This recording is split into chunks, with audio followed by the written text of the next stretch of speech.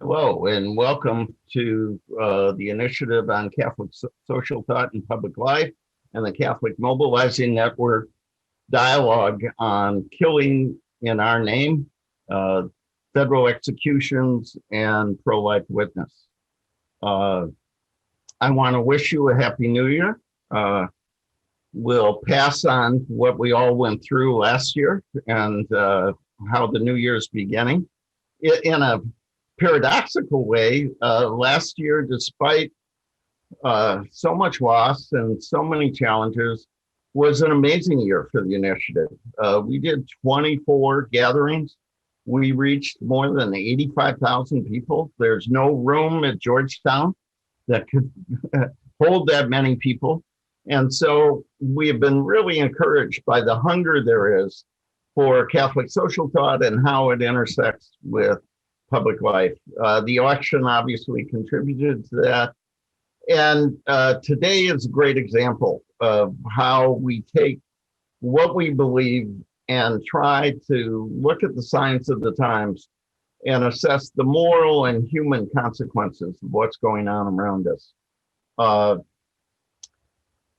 because of what we have been through with so much loss, uh, so many people facing economic challenges, uh, the racial reckoning we're experiencing as a nation, and then what happened on Wednesday with the attack on our Capitol, encouraged by our president. Uh, I would like to open with a very brief prayer. Uh, if you could just put yourself even more in the presence of the Lord. Oh Lord, we are broken in so many ways. A pandemic continues to haunt our nation and our world. Uh, Bitter divisions in our nation have exploded in attacks on our institutions, encouraged by our leaders. We continue to reckon with racism and what it does to individuals, how it misshapes our structures, our country. We are haunted by a throwaway culture uh, that throws away unborn children, throws away, in some ways, the elderly, and throws away people on death row. The topic on this gathering. In the so much, in the midst of so much loss and sadness, we're tempted to lose faith, hope, and love. To lose faith in you sometimes, in the gospel sometimes, in our institutions, to lose hope for our future, for what we can do together, and to lose love. Love for one another, love for those who disagree with us, for those left behind in a pandemic or by racial injustice. Uh, in a particular way, we lose faith, hope, and love when we think about people on death row and those who have lost their lives to violence. Lord, we ask you in the midst of so much suffering, so much uncertainty, so many challenges, to give us strength, give us courage, give us compassion. Help us be faithful. Give us a passion for justice and wisdom to do the right thing. We ask in this time of trial for your faith, your hope, your love. Amen.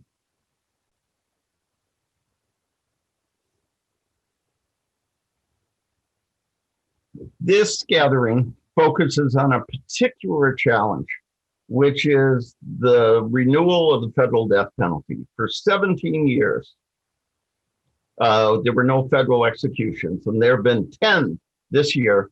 And over the next week, there are 3 more scheduled executions. The first woman, federal execution, one on Martin Luther King Jr. Day, and one right before the Trump administration leaves office. We want to talk about what that means morally, what that means in human terms, what that means to our faith, what that means to our country. And a lot of you are interested in that. As I said, more than 2,600 people. But some people wonder why we're doing this. Why now? And the reality is because this is a particular challenge at a particular time that raises particular tests of faith and morality. There's almost a rush to get as many people executed as possible before the end of this administration. Ironically, we have been making great strides in reducing the death penalty through the work of people gathered here and people who are listening. It was actually a sign of hope in our country and our church. And this is a moral setback of huge proportions. So I think many people understand. Others have questions. Why are we not talking about the unborn today? Why are we not talking about what a new administration might do about the Hyde Amendment? And my answer is at the initiative, we talk about that all the time.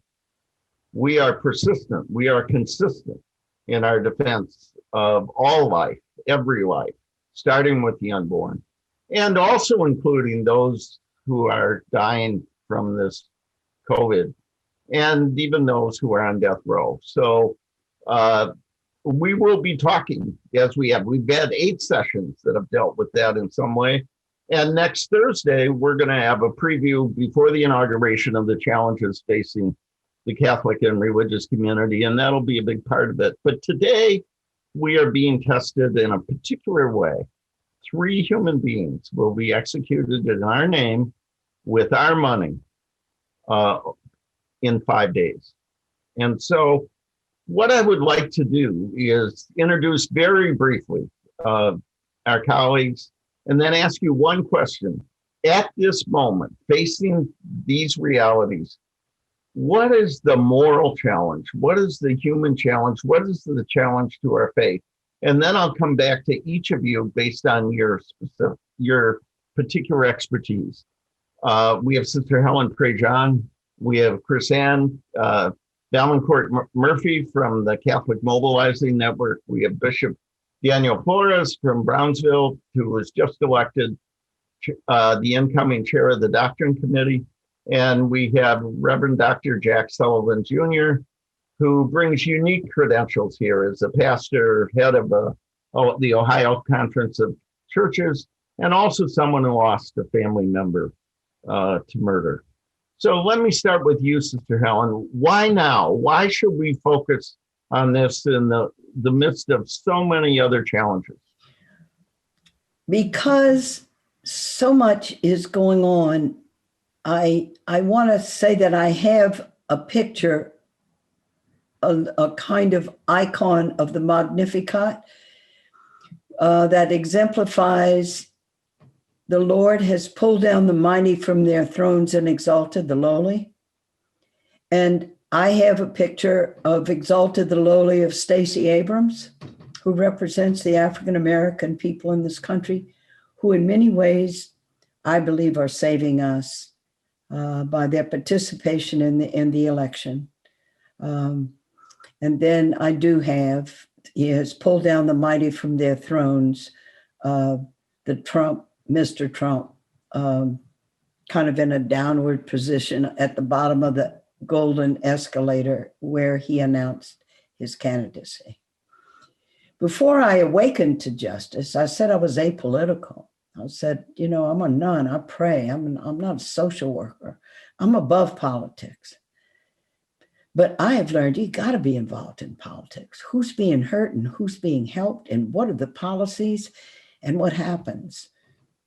So in these last days of this administration, which may very well have to come in some way to be accountable for sedition of inciting people to mob violence against the Constitution, he has in his hands the power to kill people on his decision to kill. 17 years, as John pointed out, we haven't had any federal executions. And now there's like a spree We've already killed 10, and the plan is to kill 3 more. And it exposes, it's like a laser ray put on the death penalty in the United States to just show how it was faulty from the beginning. It was impossible from the beginning to set, when the Supreme Court in Gregg v. Georgia set as the criteria for when the state could execute, that it would be only for the worst of the worst, not for ordinary murders, not for garden variety murders, only the worst of the worst. And nobody knows what that means. And then it's coupled with complete discretion to prosecutors to go for death or not. The attorney generals before William Barr under Trump did not go for the death penalty. For 17 years, they did not go for the death penalty. And then you come to this administration and he decides to go for death. I'll be talking about it a lot more from the experience of my work with the death penalty when I have a chance. I want to just end with this one sentence. Our moral challenge is to work out of hope. Hope is an active verb, and we cannot be paralyzed and overwhelmed by what is going on around us. Powerful. Jack, you're an apostle of hope. You have been through this as a pastor, as a losing a family member, as an advocate. Why now? Why did you accept the invitation to join this discussion? Well, thank you very much for inviting me. I accepted the invitation as a relative, a surviving relative of a murder victim. My sister Jennifer was murdered 24 years ago in our hometown of Cleveland, Ohio. I have seen the face of death that came about at the hands of another, an intentional planned death that didn't have to occur, but took place at the hands of another.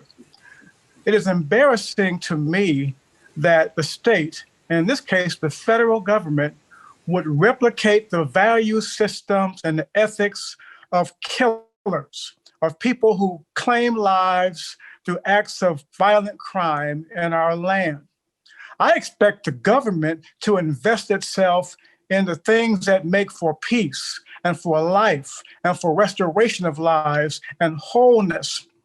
Months ago, our government undertook an operation called Operation Warp Speed, designed to come up with a vaccine to remedy and prevent or stop the dreaded coronavirus, COVID-19. And I am proud of those women and men who worked so very hard to develop this vaccine across the world and in our own country. That is the kind of warp speed we all can celebrate. However, the president and Attorney General Barr, formerly in that position, have also undertaken Operation Warp Speed with respect to executions in the federal prison. An illogical step that proves nothing, because anyone who has lost a loved one to murder can tell you executions do not give us wholeness, do not restore us, do not help us to grieve. They are, simply put, hollow, empty instruments of death that continue the cycles of death, cycles that claimed our loved ones. And so I'm prepared to say today, do not kill in our names. There is no ethical virtue in that. Thank you, Jack.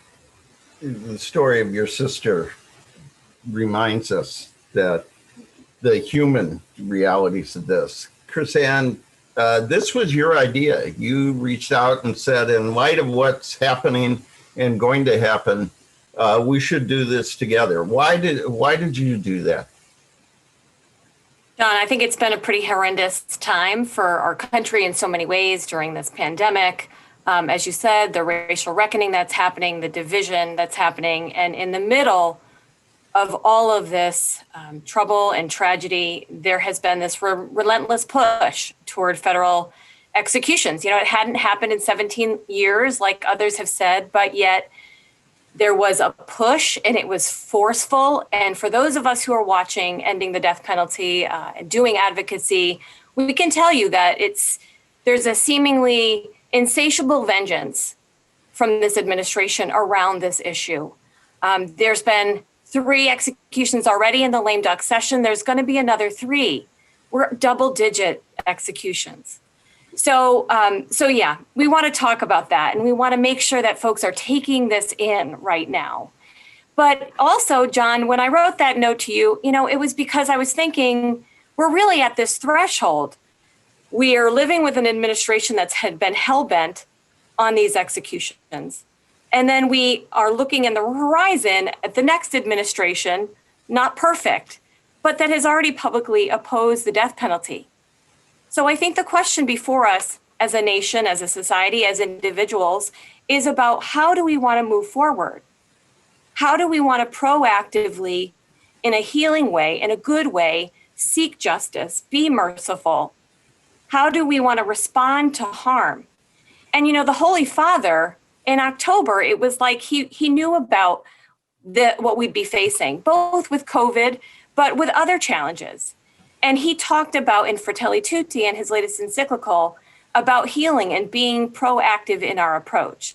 So he named the death penalty as one of the gaping wounds in our society. And he talked about moving away from that process. So we want to talk about that today.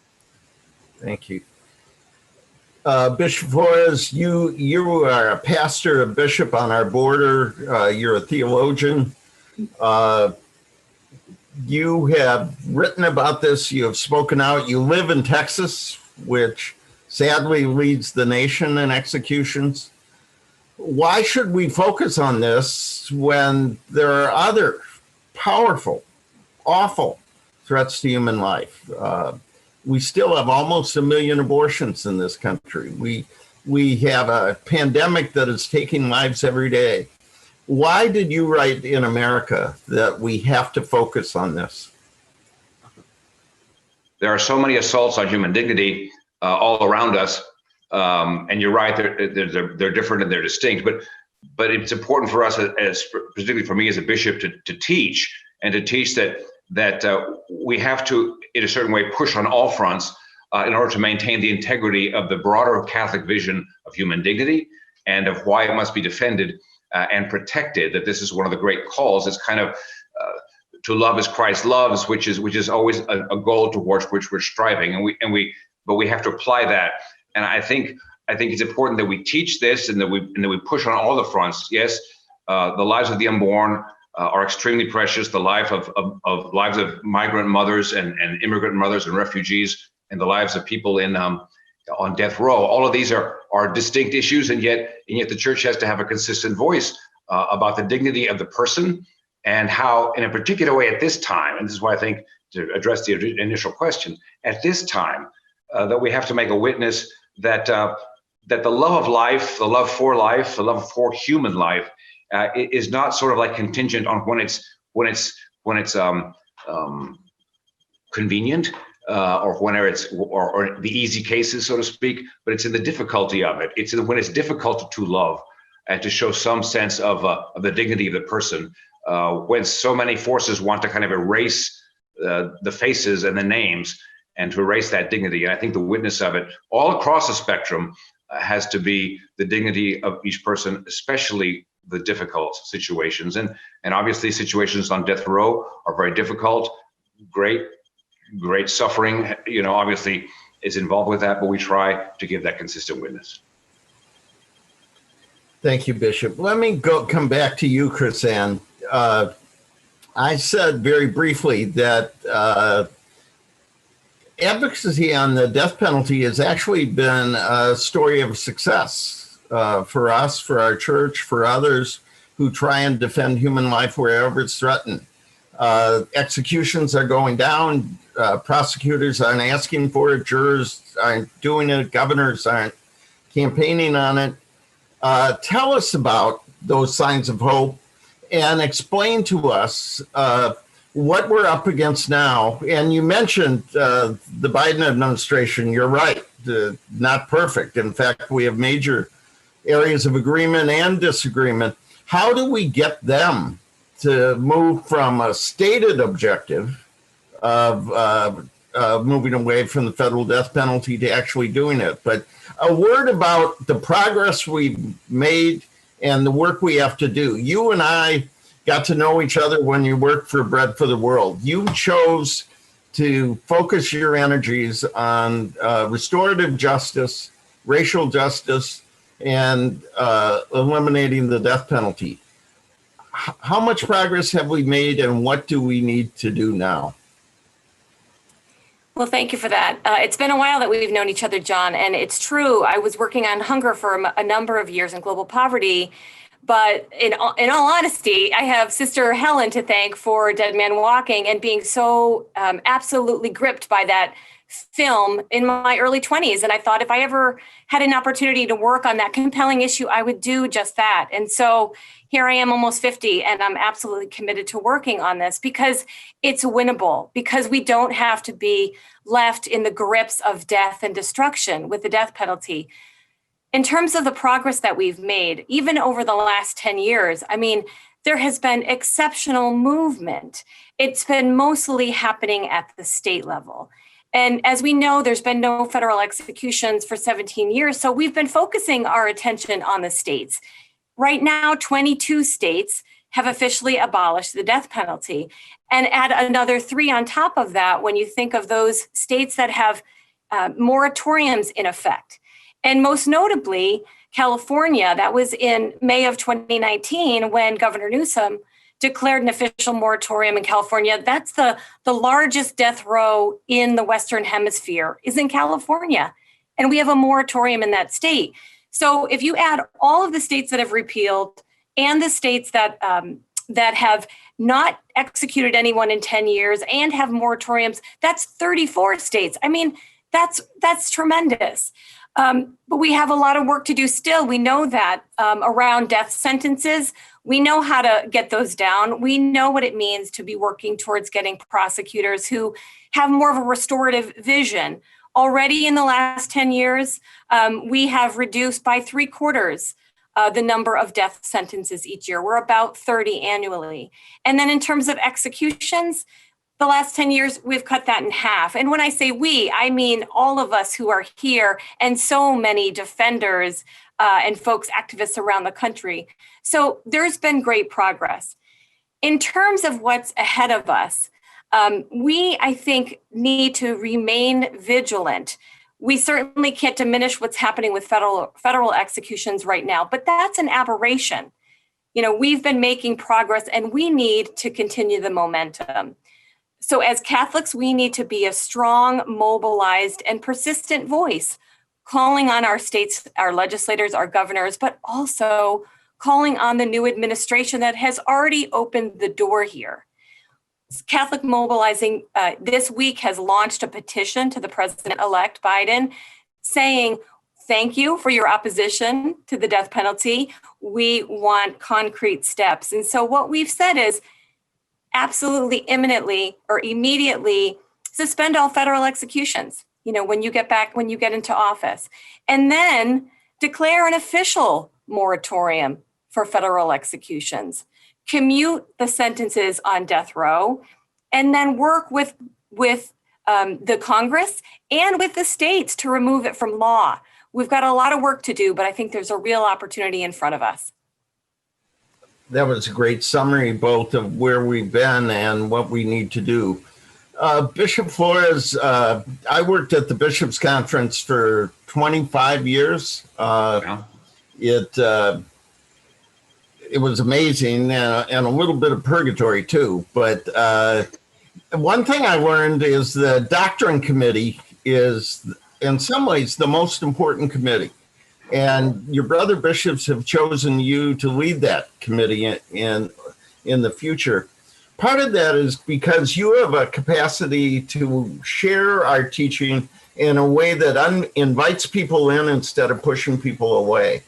And there is considerable confusion in parts of our community about this. Our church has gone from an institution that used the death penalty, Joan of Arc was not a movie, to suggesting it should not be used except in the most extreme situation, to now saying that out of respect for human life and dignity, it should not be used at all. Can you help us understand how the church, in its commitment to human life and dignity, has come to say that this is a penalty that should not be used, and how people can reconcile this with their own feelings, and sometimes of anger and vengeance, and, or maybe even politics and ideology? How did the church come to this position, John Paul II, Benedict, and Francis, and how can people begin to own this and act upon it? Yes, thank you. It is a question of a certain sort of a development in the articulation of the church's mind on this matter. As you mentioned, John Paul II already had adapted the catechism to say that only in the most extreme cases. And there, I would say, just kind of in summary, that he kind of focused the issue of the death penalty on what good does it serve in terms of protecting the wider community, and that in most cases at that time when John Paul II was writing, that it was that the good could be served without the extreme measure of taking a human life. And so, although the church didn't dispute that the state may have that right to do for the sake of the common good, it's simply the conditions were quickly evaporating by which it was in any way necessary. That moved forward under Benedict and Pope Francis. Pope Francis has articulated this and widened it a bit to really say that not only does it not serve a good, that there's no need in society. You can protect society in other ways without going to the extreme measure of taking someone's life. And keeping in mind that because that is an extreme measure, even in the church's mind from the very beginning, it would be an extreme measure to take someone's life. We have patristic examples when the fathers of the church would specifically oppose it in cases because it was not just to do it in so many cases. You know, we should remember that the Roman games with the lions and things were part of entertainment, and people died in this. It took centuries for the church to kind of like push that out of the public mind, although there was an immediate opposition. But this sense of the dignity of the person needed to be defended. It's kind of unfolded up until the time of Francis. And I would just say that Pope Francis is specifically, I think, attuned to the message today, which is that we are in a throwaway culture. We have a way of justifying heinous things because it's the law, and that the law needs to be questioned with regard to its justice. And I think that's one of the issues that the church's magisterium sort of proposes is what is the conditions by which you arrive at a death penalty? How do you determine whether something was actually, whether there was a just process and so forth, and that rather than to go to that extreme, find other ways to protect the common good and don't take a life. And now the current teaching is that prudentially, the church has judged that the conditions no longer exist by which one can justify the state's use of the death penalty. And I would I would point out that that's a prudential judgment on the part of the church, and that the faithful are then kind of asked to reflect on this, that the conditions don't exist, and that this is a serious matter that the church is stating, because basically the church is stating the state cannot and should not exercise this power. And it is a power, and it's a power that has over life and death. And the church is saying, in the current situation, the state should not exercise this power. That's a prudential judgment, serious, on the part of the church on the public order. And that's something that I think that impacts the broader teaching of the church with regard to kind of getting out of this throwaway culture, which kills people to solve problems. And we do that from the unborn all the way to the elderly. We let people die, or we kill people in the death penalty's case, to solve problems. And the church is simply saying, enough blood, stop. You talked about John Paul II's leadership. I remember two things. One is the time he went to the prison cell of the person who tried to kill him and offered forgiveness. The second was in St. Louis, Missouri, in our country, where he appealed to us to end the use of the death penalty. And I was in the Hall of Congress when Pope Francis called on our leaders to end the use of the death penalty. Your call to consistency, your example of consistency, is a lesson for all of us. Reverend Dr. Jack Sullivan Jr., Jack, you bring a couple experiences that are really important. You're a minister of the gospel. You're not a Catholic. You're part of the Disciples of Christ. You lead an ecumenical organization, the Ohio Council of Churches. You talked about the death of your sister. You part of this wonderful organization. I believe it's called Journey to Hope, and I've worked with other survivors. And you've been a leading advocate on confronting racism and pursuing racial justice. This is a terrible combination of a threat to human life and an example of racial injustice. You wrote a column I just saw in the Columbus Dispatch that talked about the racial dimensions of the death penalty. Can you, as a survivor and as an African-American church leader, Sister Helen talked about the power of the Black church at this point. Talk to us about the injustice of the death penalty in racial terms, and frankly, the misuse of survivors and victims in this effort. Let me first say that as a relative of a murder victim, for me, that crime was among the worst of the worst. I refuse to allow society to affix a scorecard to determine the quality of murders in our land. One murder is the worst of the worst for those of us who have lost loved ones to crime. Now, having said that, if it is true that I have invested myself in ministries of racial justice, and many people call last year a year of racial reckoning, I've told myself that white churches last year should have adopted a new hymn for their singing and worship by Don Henley called The End of the Innocents, because there is no innocence any longer. There is no cover any longer. We know that racism is real. Systemic racism is real. White supremacy is real. And these affect policies and decisions in our land, particularly with respect to criminal justice. We know that when a white person is murdered, there's more enthusiasm, more resources, more interest in affixing capital punishment, the death penalty, to those who have committed those crimes or convicted of those crimes. We also know that when a Black person has been accused of committing one of those crimes, or a vicious crime of murder, and convicted, then that person is more likely to receive the death penalty than anyone else. We also know the economic dimensions. If you can't afford adequate defense, then if you don't have the capital, let's put it that way, then you get the punishment. That's an old adage that remains very, very true. And so when I began my public work in confronting the death penalty, I was told by some wise people not to focus on issues of race because they would be find unlistening ears, and no one would be willing to take the message seriously. Well, I reject that argument. I am living by a reverse Miranda ruling on the issues of race and death penalty. I refuse to remain silent.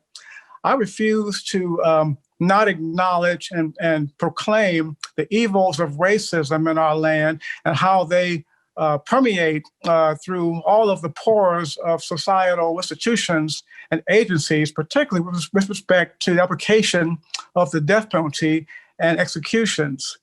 And I'm of the belief now that anybody who espouses the love of God and the hope of our faith must find himself or herself interested in addressing the evils of racism and white supremacy, and undertaking the pain and the long process of detecting the presence of racism in all of our systems, in the fabric of how we live as a nation, and undertaking the work of unraveling racism wherever it is, detecting it and disrupting it and dismantling it, particularly in this issue where lives have been lost, people have been framed, found guilty when they were actually innocent, all because they were the color of their skin and the lack of resources that they could use to support their defense.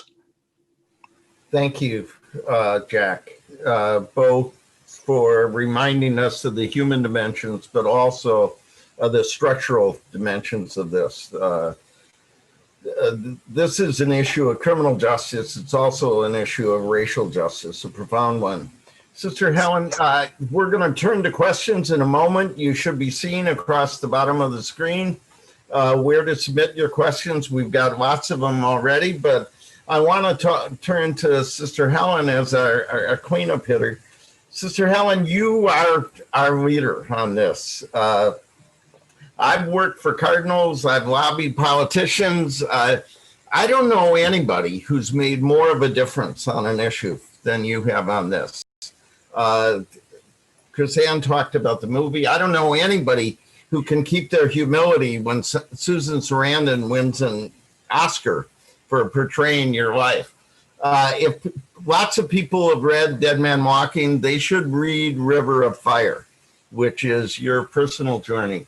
One of the things that has impressed me so much is you are a both and person. You defend the person on death row, but you reach out to the victims and survivors. You remind us that every life is precious and that all dignity needs to be respected. How do we, in such a divided society, ideologically, politically, racially, economically, build bridges so that we decide that we can't teach that killing is wrong by killing people who killed other people?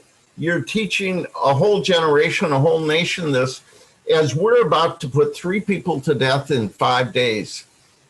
How can we persuade people that is a path of death, not life, of injustice, not justice? Well, keyword, persuade. Jesus always persuaded, never coerced. And how do we build bridges? And let me take you through my experience. When I witnessed the killing of Patrick Sonnier in the early morning hours of April 5th, 1984, I had never in my life, I knew nothing about the criminal justice system. I wrote a man on death row and I witnessed his execution. And when I came out of that execution chamber that morning, early in the morning, I vomited. I'd never witnessed anything like this.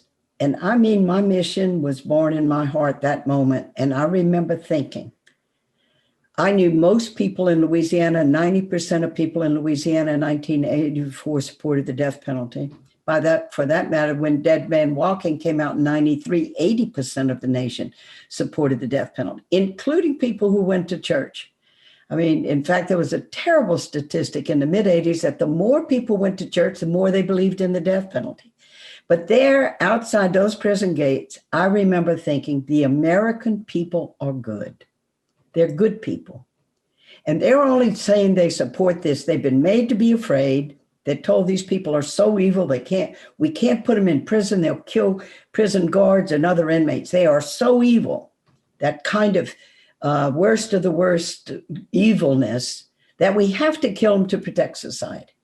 And so my journey began out of that parking lot to begin to just say, let me tell you what I saw. I became a witness. It was a moral imperative to share with people what I saw because I had seen it. You are rendering a human being completely defenseless, and you are, in a premeditated, deliberate way, killing them. And you can't take torture out of the death penalty. You can't take a conscious, imaginative human being and put them in a cell for 20 years and on a designated night, take them out and kill them. With these 3 human beings are going through right now to see if Trump is going to be able to kill them or not before Biden comes in. And so I began with my church. I began talking in any Catholic circles I could. And eventually I got to have a dialogue directly with Pope John Paul II. It was around the case of a man in Virginia, Joseph Odell, who was innocent. And, you know, when you get a chance, you don't talk to the Pope any different than we talking to each other. You don't have really Pope words or whatever.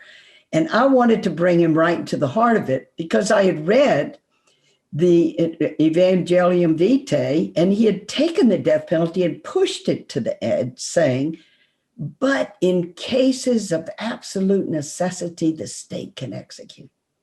And I knew that if that power was left up to the discretion to determine, oh, well, this is an absolute necessity, or this is an absolute necessity, the killing would go on. That we had to, like the UN Universal Declaration of Human Rights, declare that life is inalienable.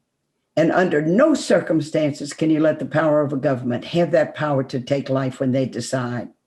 So when I got to write to the Pope, and his letter was put right in his lap, I just said, I was so heartened by your upholding the dignity of life in your letter. But when you came to that part where you said, but in cases of absolute necessity, the state can execute, my heart plummeted. And I said, does the Catholic Church only uphold the dignity of innocent life? I said, when, I know plenty of people who say they're pro-life, but they mean innocent life. And when they say a person's crossed that line, they've done a murder, they don't deserve to live. And we can decide that their punishment needs to be. And I said to him, Your Holiness, can you help our church uphold the dignity of all life, not just the innocent, but the guilty? And when I'm walking with a man to execution, and he's shackled hand and foot, he's surrounded by 6 guards. They're going to lead him down this hall. They're going to strap him in that electric chair or that gurney and deliberately kill him. Where is the dignity in killing a person who has been rendered absolutely defenseless? Because I knew the traditional teaching of the church had always been about the defense of society. It was never this modern thing of Greg v. Georgia. There are some crimes by their nature so terrible. And I said, can you help our church? And so when he was in St. Louis for the first time, he put the death penalty in with the other pro-life issues. And he said, no to abortion, no to euthanasia, physician-assisted suicide, and no to the death penalty, which is cruel. He acknowledged torture. Our Supreme Court hasn't. And unnecessary. Even those among us who have done a terrible crime have a dignity that must not be taken from them. And I want to say the way things have changed is the people of God are on the ground, have the experiences.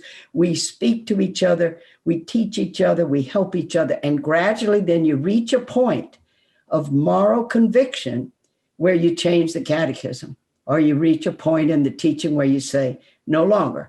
And when you look at slavery and all the other issues, that's what happens. People have the experience, the Spirit guides us, moving us more and more toward Christ. And we reach points where we go, no more. No more.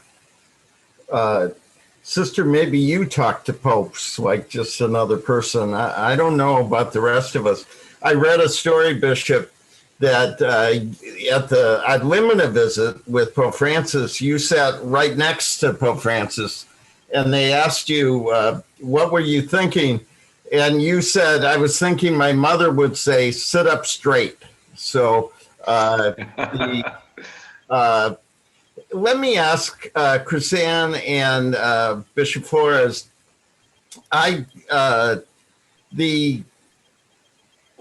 we have a whole bunch of questions about how do we make this an integral part of Catholic life?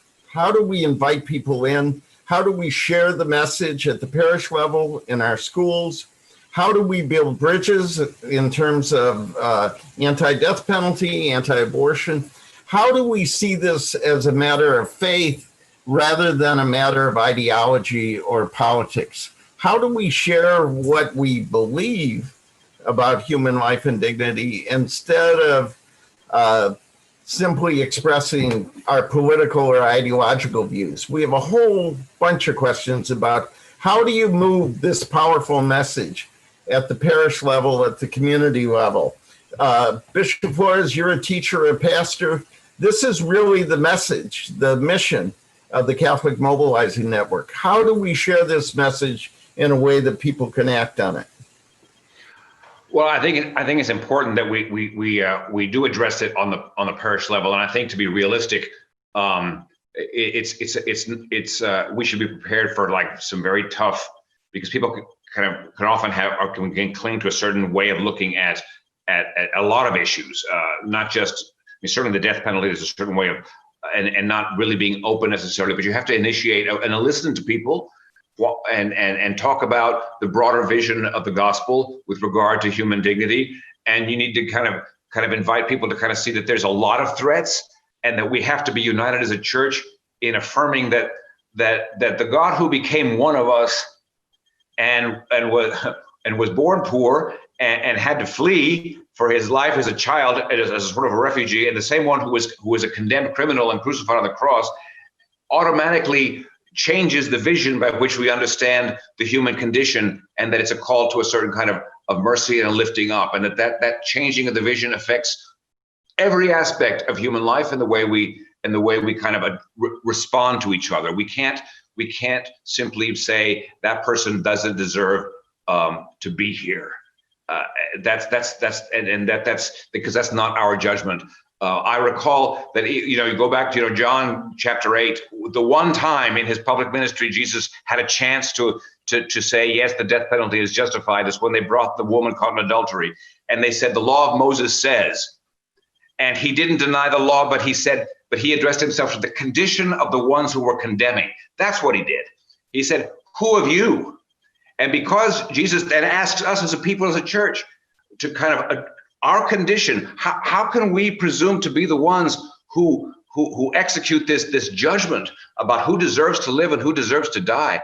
And this kind of thing has to be talked about. We have to listen about it, and it has to happen on the local level. But I agree with so much. Sister spoke so eloquently. But this looking, you got to look at people's eyes. I mean, and you got to talk to. I just to kind of summarize here, because there's also an issue of the immigrant child. I mean, look at the immigrant child and then tell me that we shouldn't be trying to protect them. Look at the person. You have to look at the person. Otherwise, it's just a statistic, and it's just a problem, and it's their problem. And the government takes care of that. We'll let the government take care of that. And the government is us in the end, and that we're responsible. That's all.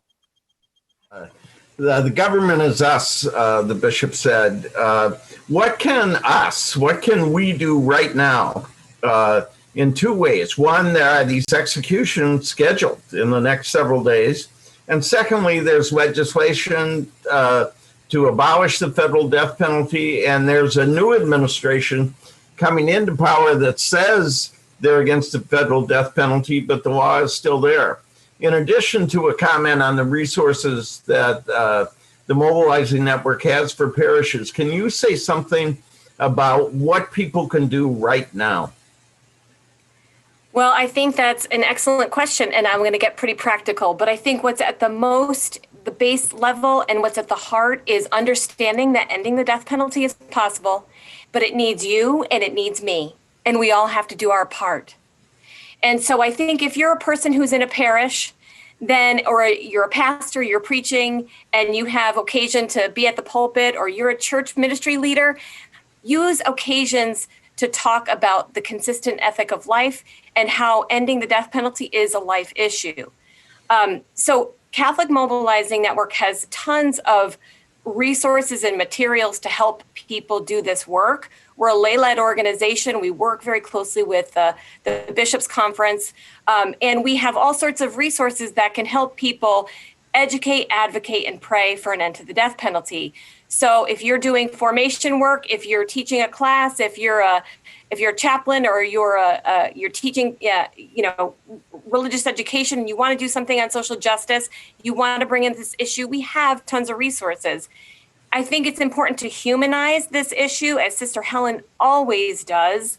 Her book, her movie, but also the more recent book and movie of Just Mercy talks about a case of innocence and a complete racial reckoning around capital punishment. We have a Catholic resource and social a study guide for that film.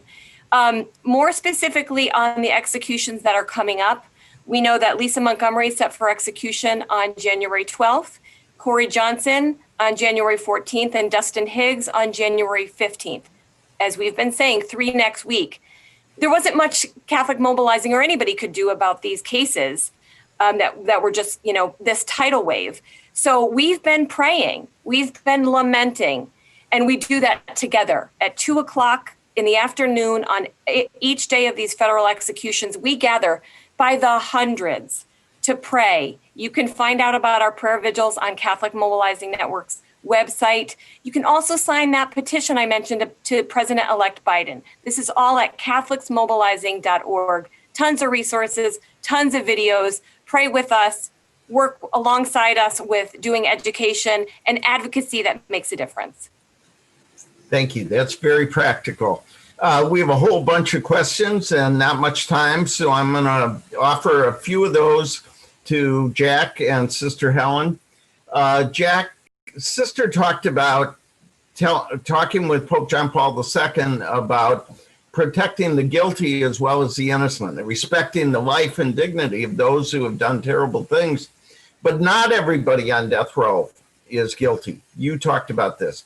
Many have been exonerated, 170 some. Talk a little bit about the mistakes that have been made.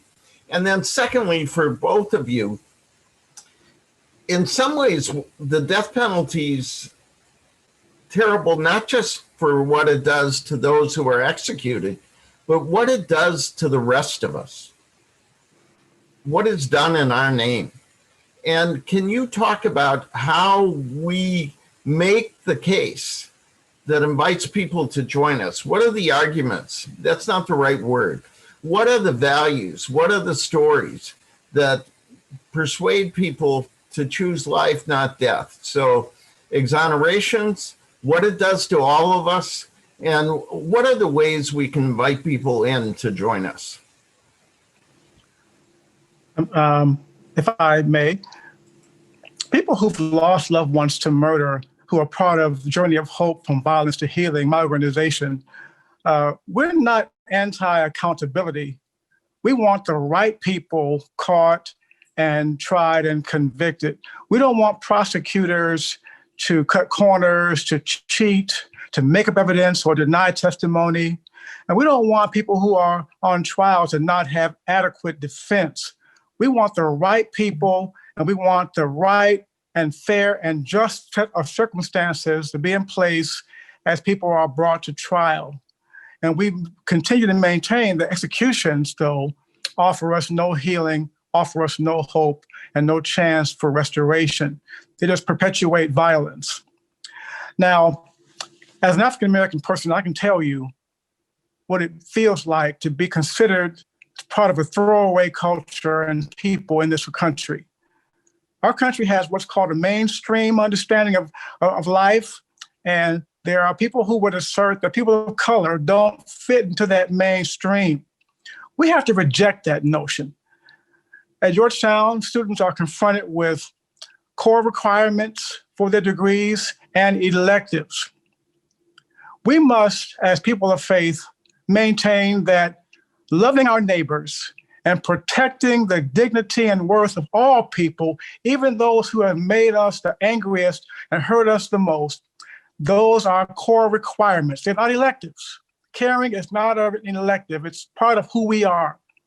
Offering hope and healing and chances for redemption, that's part of who we are. There are no throwaway people, and we must never accept any notion that says that that's true, that people are disposable. Sister, your whole ministry has been there are no throwaway people. How do we get people to understand that? How do we make the case? How do we remind people that it's what this does to us that is so dangerous? Just to reflect just a minute on all the mistakes, there are 172 wrongfully convicted people who've managed to, by the grace of God, sheer luck, duct tape and baling wire to get off of death row. For every 9 people we have executed in this country, of the 1,500 plus, 1 person has come off where we made a mistake, 1 in 9. And when we talk about talking to each other about, we have to educate each other. We have to share information. The conversations about a death penalty, an initial conversation is fine, but we have to go deeper with our fellow Catholics, or with anybody. We have to go deeper. Like all the misunderstandings that are going on in the country today.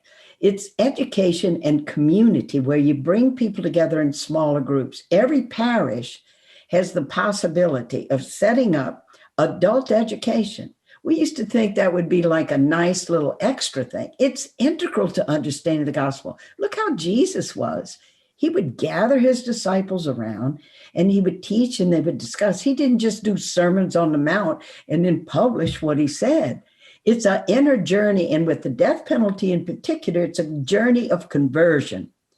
Because to be outraged at the death of innocent life is morally ethical. It is ethical to be outraged when innocent people are killed. And that's a starting point for most people in this journey about the death penalty.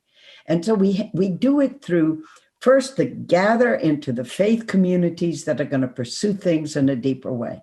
Yes, we want our priests saying it from the pulpit. That's really important. But that same priest or the leader in the community has got to be down in there with the people going on this journey together. The church is defined as the people of God, and we have to be on the journey. I found stories and witnessing are far better. I remember we had a panel of bishops in Houston, and this was back in the 90s. And what we asked them to do, we had representatives of different faiths. We had the Catholic bishop and different faiths. And instead of just giving what was the teaching of the church, we asked each of them, tell your own personal journey about the death penalty. Were you always against the death penalty? What was a point of conversion for you? And when we share that with each other, and people need information, they need real information about the death penalty. And so we do that the way everything changes. We gather in small groups. That's the gift of Catholic Mobilizing, to call us to be in those small groups, to do the work of tilling the soil and then growing the sprouts of the gospel in our hearts so that then we can act for justice. And you can't act alone either. It has to be with a group of people. We're out of time or close to out of time. There's a couple thousand of us watching this. We need, what would you say? What's the 1 minute call to action? We don't want this to be one more thing to feel bad about.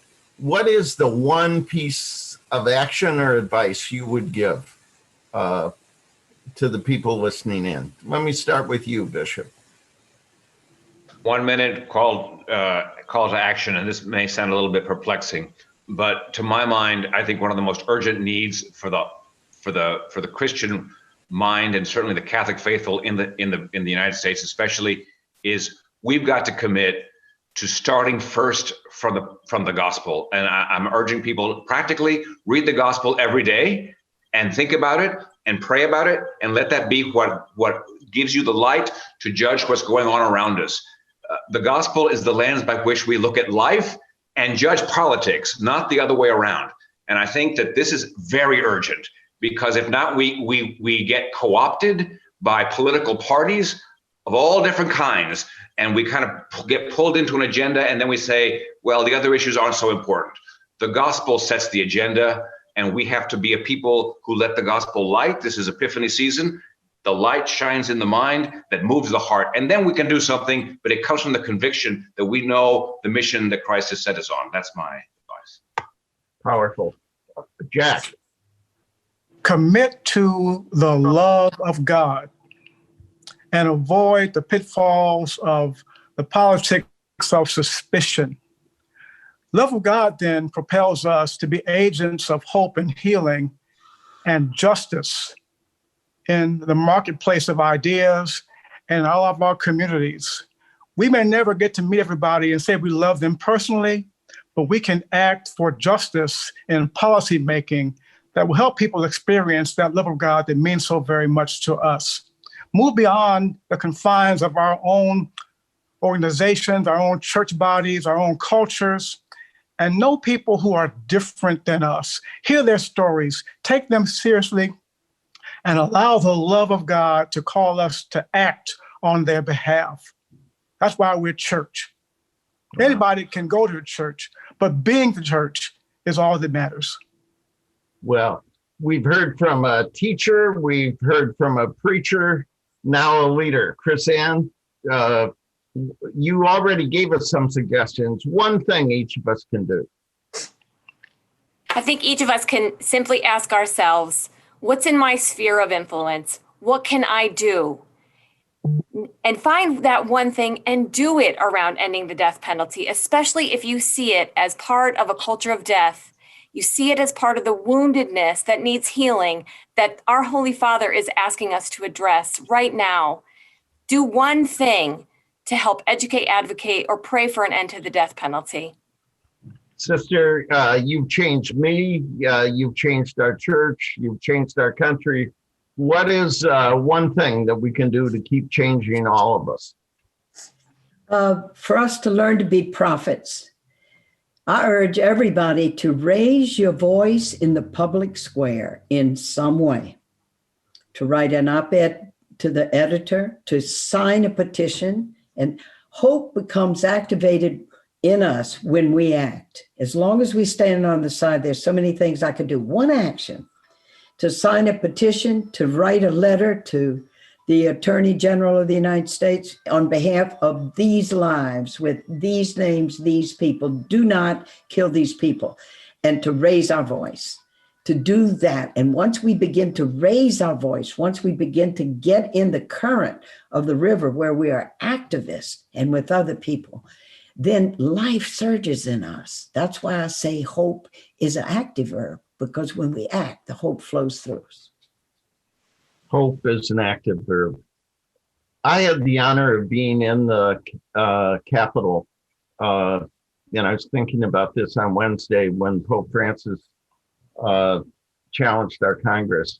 And there was a moment where he said, we ought to, I'm paraphrasing, we ought to stand for human life. And that's why I defend the life of the unborn. And a whole half of the Congress got up and started applauding. And he said, and that is also why I urge an end of the death penalty. And they stopped in mid-clap. That's the Congress.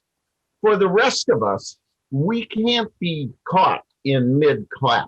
We have to stand up for life, all life, every life. And today has taught us some ways to do that. A preview of coming attractions and then some thanks, and then we'll sign off. We are between the terrible events in the Capitol on Wednesday and an inauguration at that same Capitol in 10 days. What is the role of the religious community, of our faith and the faithful now with the new president after what we've gone through? We have a terrific discussion. A leader of the Black Church, Barbara Williams Skinner, two new leaders, a new generation of leaders from Sojourners and Bread for the World, Eugene Cho and Adam Taylor, and a wonderful leader that puts together human life and social justice, Kathleen Dominguez from the Archdiocese of Los Angeles on January 14th at 12:30, asking how do we engage a new Congress, a new president, in light of all we've been through, in light of all that is ahead of us. Please join us for that. Also, please join me in thanking the people who made this possible.